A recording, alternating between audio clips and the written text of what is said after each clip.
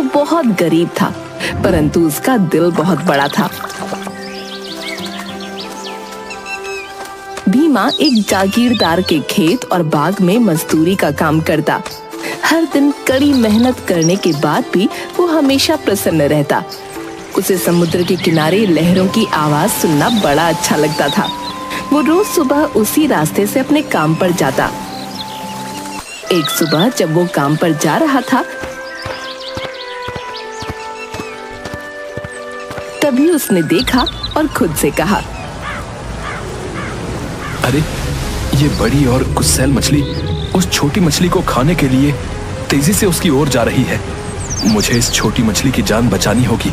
अब एक काम करता हूँ, मैं जोर से ताली बजाता हूँ। इसकी आवाज से बड़ी मछली यहाँ से भाग जाएगी। ताली की आवाज से बड़ी मछली डरकर चली गई, लेकिन छोटी मछली उसी जगह पर इधर उधर तैरती रही। भीमा ने छोटी मछली को अपने हाथ में उठाया। प्यारी नन्ही मछली, अब डरने की बात नहीं है। वो बड़ी मछली यहाँ से चली गई है। अब तुम जल्दी से ऐसी जगह पर चली जाओ जहाँ वो बड़ी मछली तुम्हें ढूंढ ना पाए। भीमा ने छोटी मछली को वापस पानी में डाल दिया।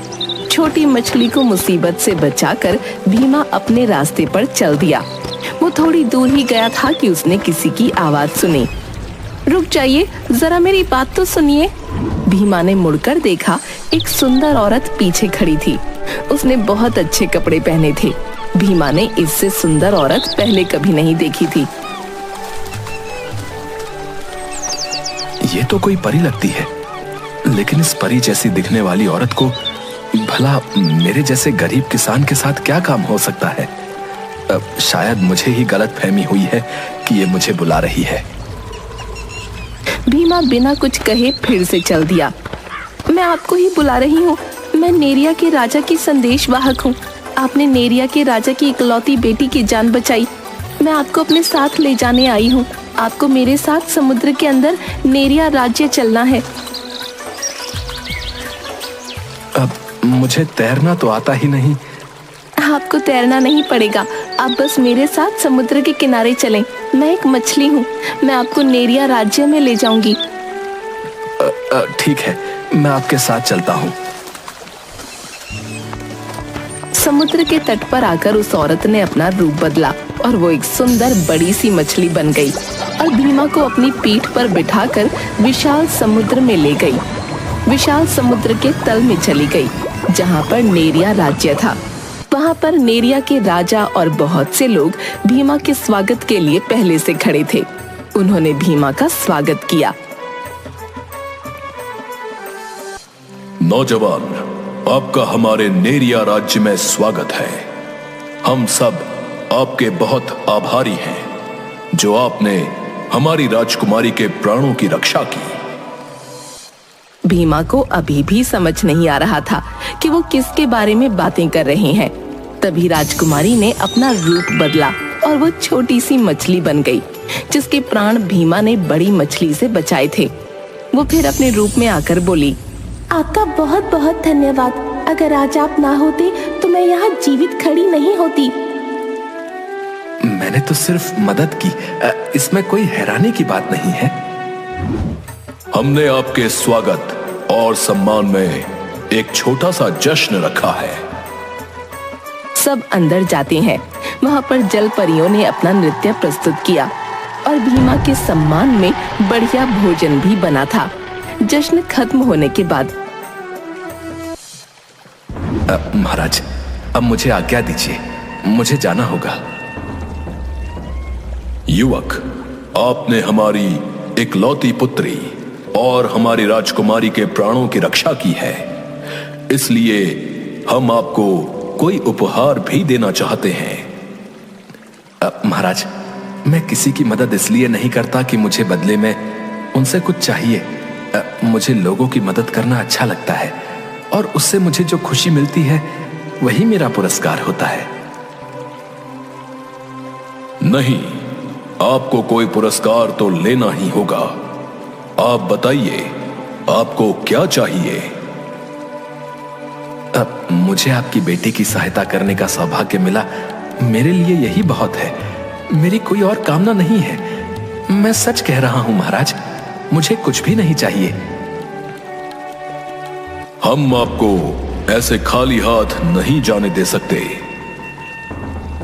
ठीक है, तो आप मुझे वो छोटा सा शंख दे दीजिए। महल में सन्नाटा सा छा गया। सब उसे देखने लगे। वो तो जादुई शंख है। हमारे राज्य में ऐसा दूसरा एक भी शंख नहीं है। महाराज, अगर ऐसा है तो ये शंख यहीं आपके पास ही रहना चाहिए। कोई पुरस्कार पाने की कामना तो मेरे मन में है ही नहीं। तुमने मेरी बेटी की जान बचाई है। जो कुछ भी हम तुम्हें देंगे वो कम ही होगा। तुम्हें ये जादुई शंख लेना ही पड़ेगा। राजा ने बड़े सम्मान के साथ जादुई शंख भीमा को भेंट स्वरूप दे दिया। भीमा ने शंख संभाल कर थाम लिया और राजा से सम्मान पूर्वक विदा ली। जो बड़ी मछली भीमा को समुद्र के अंदर लाई थी, वही उसे वापस समुद्र के बाहर छोड़ने गई। धरती पर पहुंचकर उस मछली ने औरत के रूप में आकर भीमा से कहा, ये जादुई शंख बहुत ही अनमोल है। ये तुम्हारे जीवन को खुशियों से भर देगा। इसकी मदद से तुम हर प्राणी की बात सुन पाओगे। पर इस शंख को उन लोगों से छुपा कर रखना जो अपने स्वार्थ के लिए इसका उपयोग करना चाहते हैं। अब भीमा झटपट जागीरदार के घर की ओर चल दिया।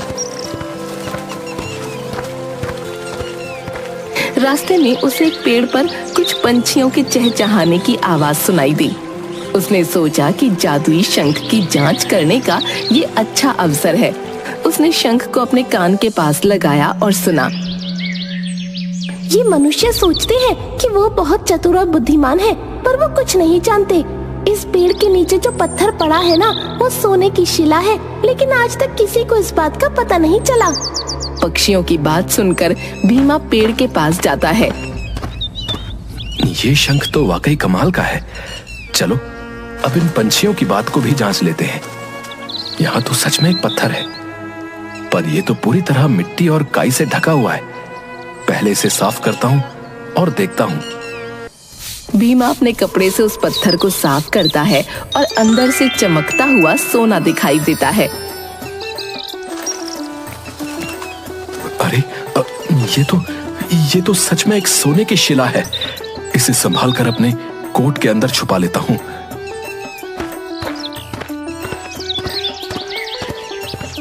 वो जागीरदार के घर पहुंचता है।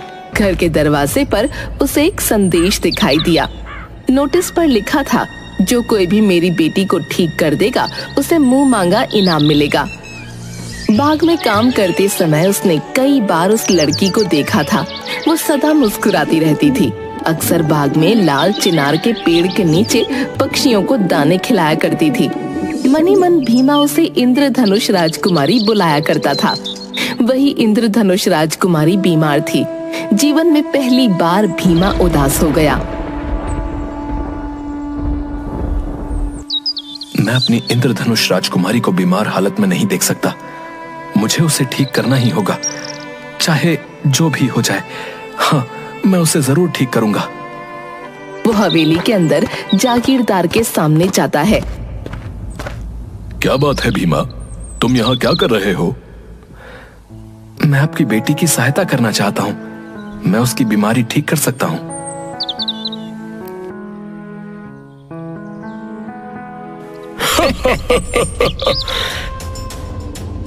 जागीरदार के पास बैठे लोग प्रसिद्ध वैद्य थे, जिन पर जागीरदार को बहुत विश्वास था। अगर हम उस लड़की का इलाज नहीं कर पाए तो ये फटीचर गवार क्या कर पाएगा? मैं अपनी बेटी से बहुत प्यार करता हूँ और चाहता हूँ कि मेरी बेटी जल्द स्वस्थ हो जाए और फिर से घूमे और पक्षियों को दाने खिलाए, क्योंकि उसका हंसता हुआ चेहरा मेरे जीने का कारण है। मेरी बेटी चाहे जिसकी भी वजह से स्वस्थ हो, मुझे बस वो पहले की तरह हंसती खेलती वापस चाहिए। भीमा, तुम अंदर जाओ और मेरी बेटी को ठीक करो। उसके लिए तुम्हें जो चाहिए वो सब मैं दूंगा। एक बूढ़ी औरत भीमा को इंद्रधनुष राजकुमारी के कमरे में ले गई। वो वो चुपचाप आंखें बंद कर अपने बिस्तर पर लेटी थी। उसका चेहरा उतरा हुआ था और सांस बहुत धीमी चल रही थी। भीमा ने शंख निकाला और अपने कान पर लगाया। मुझे तुम पर पूरा विश्वास है कि तुम इंद्रधनुष राजकुमारी की बीमारी पता करने में मेरी सहायता जरूर करोगे। पर भीमा को कुछ सुनाई न दिया। वहाँ आसपास कोई पशु पक्षी न थे। निराश होकर वो जागीरदार के पास गया। अब मुझे अभी कुछ पता नहीं लगा, लेकिन मैं शीघ्र ही आपके पास सही जानकारी लेकर आऊंगा। हमने तो पहले ही कहा था कि ये गवार क्या कर पाएगा, लेकिन जागीरदार साहब आपने फिर भी इस पर भरोसा किया। भीमा चुपचाप वहाँ से चला गया और बाग में काम करने लगा। बाग में बहुत खामोशी छाई थी। कोई भी वहाँ पशु पक्षी नहीं था जो भीमा की मदद कर सके। वो काफी देर तक बाग में काम करता रहा। रात होने पर बड़े पेड़ के नीचे रहने वाला सांप वापस आ जाएगा, या फिर तालाब में रहने वाला छोटा मेंढक लौट आएगा। तब शायद मुझे इंद्रधनुष राजकुमारी की बीमारी के बारे में कुछ पता चल जाए। रात हो गई, कोई लौट कर न आया। अंत में भीमा घर लौटने की तैयारी कर रहा था तो उसे उल्लू की आवाज आई। उसने तुरंत अपना शंख निकाला और कान पर लगाया। उल्लू की बातें सुनने लगा। इस संसार की सारी दवाइयां और सारे वैद्य भी जागीरदार की बेटी को ठीक ना कर पाएंगे। जब जागीरदार के घर की छत पर छप्पर डाला जा रहा था, तब उस समय एक सांप उस छप्पर में फंस गया था। अगर उस सांप को वहां से बाहर निकालकर खाने को कुछ दिया जाए तो वो लड़की ठीक हो जाएगी। भीमा ने अपना शंख अपने कोट के अंदर छुपाकर रख लिया और तुरंत जागीरदार के पास गया। मैं जानता हूं कि आपकी बेटी को क्या हुआ है। उसे एक सांप का श्राप लगा है। वो सांप इस घर की छप्पर में फंसा हुआ है। उस सांप को तुरंत बाहर निकालना होगा और उसे कुछ खाने को देना होगा।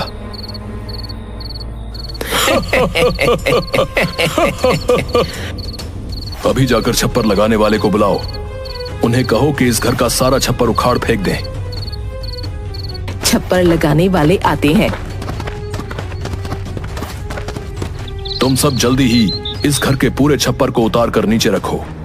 इसमें एक सांप फंसा हुआ है। जी मालिक, हम सब जल्दी ही ये काम पूरा कर देते हैं। उन्हें छप्पर की घास में फंसा एक सांप दिखाई दिया। भीमा, तुम बिल्कुल सही कह रहे थे। यहाँ तो सच में एक सांप अधमरी हालत में पड़ा हुआ है। बेचारा बहुत तकलीफ में है। जल्दी इसके खाने के लिए कुछ लेकर आओ। जागीरदार स्वयं उस सांप को खिलाता है और धीरे धीरे सांप थोड़ा हिलने लगता है। फिर वो सांप रेंगते रेंगते आगे जाने लगता है। तभी इंद्रधनुष राजकुमारी अपने बिस्तर से उठकर खड़ी हो गई। जागीरदार की खुशी का ठिकाना न रहा। वो भीमा से बड़ी विनम्रता के साथ बोला, तुमने मेरी बेटी को स्वस्थ किया है। इस उपकार के लिए मैं तुम्हें कुछ देना चाहता हूँ। तुम्हें जो चाहिए वो तुम मुझसे मांग सकते हो। वैसे तो भीमा को दूसरों की सहायता करने में ही सुख मिल जाता था, लेकिन जीवन में पहली बार उसने अपने लिए कुछ मांगने का सोचा और ईमानदारी से कहा, जमींदार साहब, मैं आपकी पुत्री इंद्रधनुष राजकुमारी को बहुत पसंद करता हूँ और उनसे विवाह करना चाहता हूँ। अगर आप सच में मुझे कुछ देना चाहते हैं तो मेरा विवाह आपकी पुत्री के साथ कर दीजिए।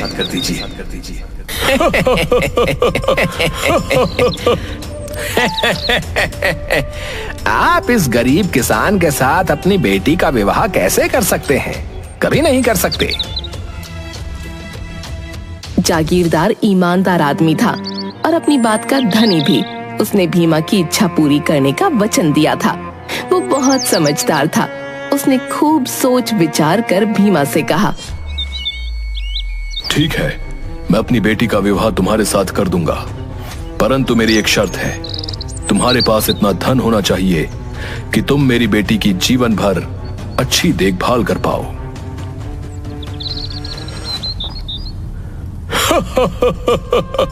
इस फटीचर गवार के पास इतना धन कहां होगा कि ये आपकी बेटी से विवाह कर पाएगा? भीमा ने कोट से सोने की शिला निकालकर जागीरदार को दिखाई और कहा, मुझे लगता है कि इतना धन आपकी बेटी और हमारे बच्चों के जीवन भर की देखभाल के लिए पर्याप्त होगा। अब सबका हंसता हुआ चेहरा बिल्कुल उतर गया था। सब आंखें फाड़ फाड़ कर उस सोने की शिला को देख रहे थे। जागीरदार ने मुस्कुराकर कहा, हाँ, इतना तो बहुत ही पर्याप्त होगा। भीमा और इंद्रधनुष राजकुमारी का विवाह तय हो जाता है। सब बड़े खुश होते हैं। विवाह की तैयारी शुरू हो जाती है। अचानक विवाह के एक दिन पहले राजकुमारी गायब हो जाती है। ये खबर भीमा तक भी पहुंची।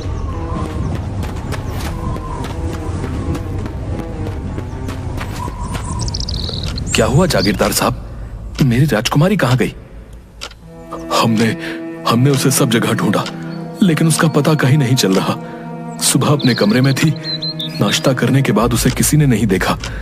भीमा, मैं तुम्हारे हाथ जोड़ता हूं, कहीं से भी मेरी बेटी को ढूंढ कर ला दो। मैं अपनी राजकुमारी को ढूंढ लूंगा और बहुत जल्द राजकुमारी हमारे साथ होगी। मुझे तुम पर पूरा विश्वास है।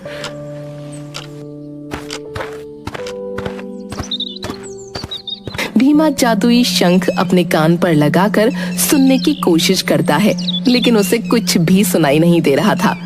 2 दिन हो गए, राजकुमारी का कुछ पता नहीं चला। न जाने क्यों ये जादुई शंख कुछ नहीं बता रहा है। यहाँ कुछ भी पता नहीं चल रहा है।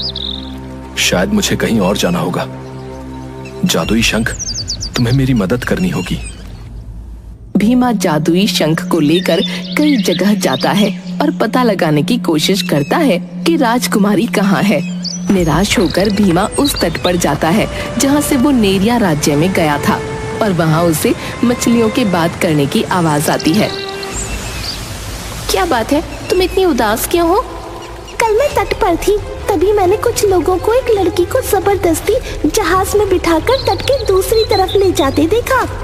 वो लड़की कौन थी? क्या तुम उसे जानती हो? नहीं, मैं तो उसे नहीं जानती, लेकिन वो बहुत रो रही थी और भीमा भीमा चिल्ला रही थी।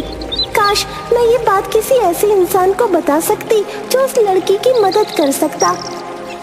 अरे, ये मछलियां मेरी इंद्रधनुष राजकुमारी के बारे में ही बात कर रही हैं। सुनो मछलियों, मेरी बात सुनो।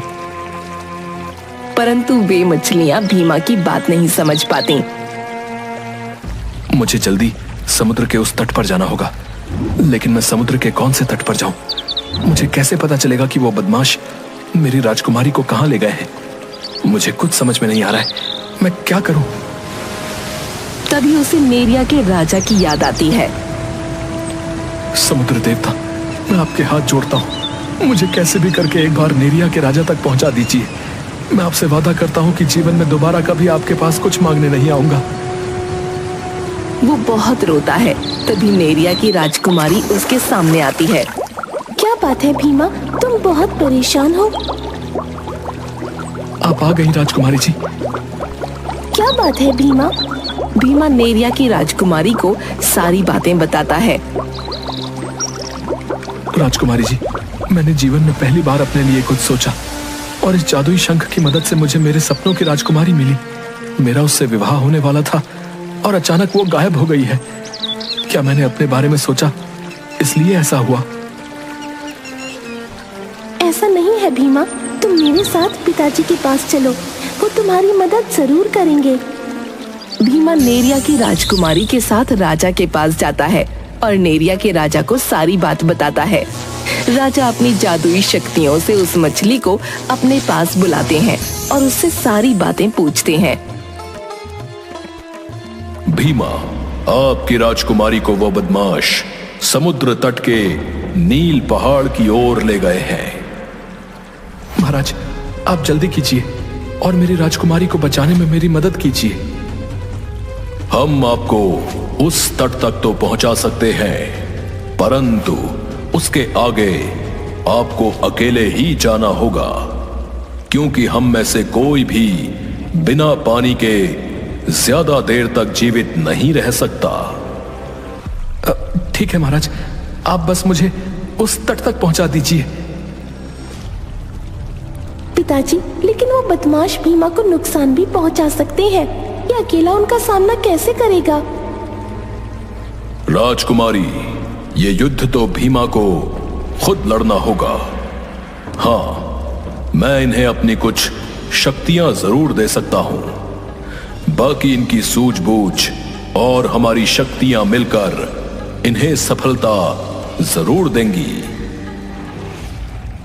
नेरिया के राजा अपनी कुछ जादुई शक्तियां भीमा को देते हैं और उसे नील पहाड़ के तट पर छोड़ देते हैं। भीमा राजा की दी हुई शक्तियों से इंद्रधनुष राजकुमारी की महक सूंघता हुआ वहां पहुंच जाता है जहां उसे कैद किया गया था। अपनी राजकुमारी को सही सलामत देखकर वो बड़ा खुश होता है। अरे, ये तो वही वैद्य है जो इंद्रधनुष की राजकुमारी का इलाज कर रहे थे, लेकिन इन्होंने मेरी राजकुमारी को कैद क्यों किया? वो जादुई शंख को अपने कानों पर लगाता है और उसे 2 मेंढकों की आवाज सुनाई देती है। अरे, ये लोग कितने बुरे हैं। अच्छा हुआ हम इंसान नहीं हैं। सही कह रहे हो तुम। अपनी अकड़ की वजह से इस बेचारी लड़की को यहां कैद कर रखा है। मुझे बहुत समझदारी से काम लेना होगा। एक काम करता हूं, दिन ढलने का इंतजार करता हूं। अब रात होने वाली है, चलो इस गुफा को बंद कर देते हैं और वापस अपने तट पर चलकर खाना ले आते हैं। ठीक है। वो लोग इंद्रधनुष राजकुमारी को गुफा के अंदर छोड़कर बाहर से एक पत्थर लगा देते हैं और वहां से समुद्र की ओर जाने लगते हैं। उनके जाते ही भीमा वहां जाकर पत्थर को सरकाने की बहुत कोशिश करता है, लेकिन वो अकेला उस पत्थर को नहीं हटा पाता। तभी उसे नेरिया के राजा की दी हुई एक और शक्ति के बारे में याद आता है और वो उस शक्ति का प्रयोग करके पत्थर को हटाता है। मैं जानती थी भीमा, तुम जरूर आओगे, मुझे पूरा यकीन था। मेरी राजकुमारी संकट में हो और मैं उसे बचाने न जाऊं, ऐसा कभी नहीं हो सकता है। ये लोग तुमसे बदला लेने के लिए मुझे यहाँ ले आए। मुझसे बदला? इनकी मुझसे क्या दुश्मनी है राजकुमारी? तुमने मेरी जान बचाई, इस वजह से इन्हें ऐसा लगता है कि लोग इनका मजाक उड़ाएंगे, और अगर मेरी तुमसे शादी हो गई तो इन्हें सारी जिंदगी लोगों के ताने सुनने होंगे। और ये वैद्य अपने बेटे का विवाह मुझसे जबरदस्ती करवाना चाहता है। परंतु मैंने कभी किसी का मजाक नहीं उड़ाया है और मेरी राजकुमारी मेरी है, किसी और की कभी नहीं हो सकती। मैं जानती हूँ भीमा, लेकिन ये लोग तुम्हें नहीं समझते। ये लोग पिताजी के लिए भी खतरा है। इन सब का इंतजाम मैं यहीं कर दूंगा। चलिए राजकुमारी, हमें जल्द यहाँ से निकलना होगा। भीमा राजकुमारी का एक नकली रूप बनाकर उस गुफा में रख देता है और एक जादुई दरवाजा बना देता है। उनके वहां से जाने के बाद जैसे ही वैद्य और उसके लोग वहां आए, वो हमेशा के लिए उस गुफा में कैद होकर रह गए। वो दोनों वहां से भागते हैं और समुद्र की तरफ बढ़ते हैं, लेकिन रास्ता भटक जाते हैं। अब क्या होगा भीमा? अब हम समुद्र के पार कैसे पहुँचेंगे? आप बिल्कुल फिक्र मत कीजिए, मैं आपके साथ हूँ। भीमा नेरिया के राजा का दिया हुआ जादुई पंख निकालकर हवा में उछालता है और बोलता है, जादुई पंख, ले चल हमें समुद्र के पास। और वो जादुई पंख समुद्र की दिशा में उड़ने लगता है और उसके पीछे पीछे भीमा और राजकुमारी भी चल देते हैं। तभी उन्हें सामने समुद्र का तट दिखता है। भीमा देखो, हम समुद्र के तट पर आ गए। हाँ राजकुमारी, अब हम बहुत जल्द यहाँ से निकल जाएंगे। पर हम ये समुद्र पार कैसे करेंगे? यहाँ तो कोई जहाज नहीं है। आप फिक्र मत कीजिए, मैं हूं ना आपके साथ। हे समुद्र देवता, आप हमारी आवाज नेरिया के राजा तक पहुंचा दीजिए। हम दोनों यहाँ सुरक्षित हैं, बस हमें ये समुद्र पार करना है। तभी वहाँ नेरिया की राजकुमारी आती है। भीमा, तुम्हें और तुम्हारी इंद्रधनुषी राजकुमारी को सकुशल देखकर बहुत प्रसन्नता हुई। राजकुमारी, ये सब तो आपके और महाराज की वजह से हुआ है, नहीं तो मैं तो अपनी राजकुमारी को कभी नहीं ढूंढ सकता था। नहीं, ये सब तुम्हारी अच्छी नियत का फल है। नेरिया की राजकुमारी उन दोनों को समुद्र पार कराती है।